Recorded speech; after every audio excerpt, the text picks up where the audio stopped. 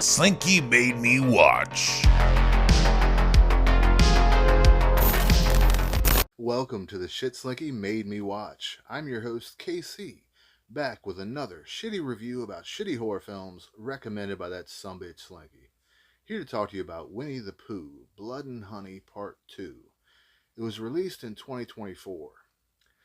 And this one starts out similar to the first one, with a cartoon opening explaining the aftermath of the first film.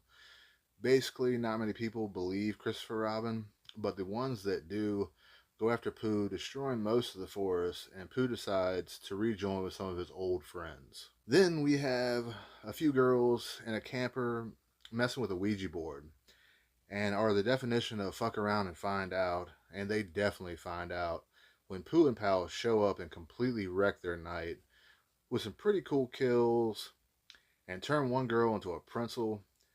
It was a great way to start things off. Later on, we have a group of guys out in the woods hunting for Pooh and Pals, and oh, they found them. Once again, some pretty cool kills, and much better special effects than the first film. This one might have had a bigger budget, not really sure, but the special effects were way better. And then later in the film, Christopher Robin goes to a therapist and does some kind of hypnosis to bring back some of his old memories.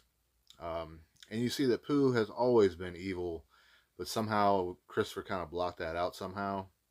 But also brought back a memory of this man from his childhood, and this man took Chris's brother and a few other kids to a doctor that wanted to experiment on them.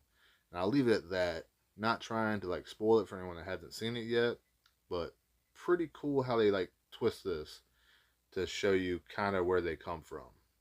A little later on, Pooh and Tigger go to a nightclub, and it was a massacre. There were just bodies everywhere. Once again, great special effects.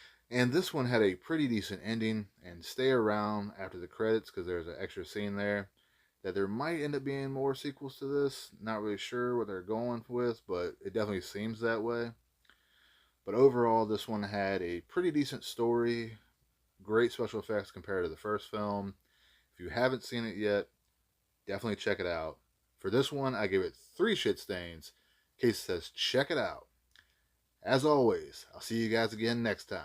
Stay classy, folks.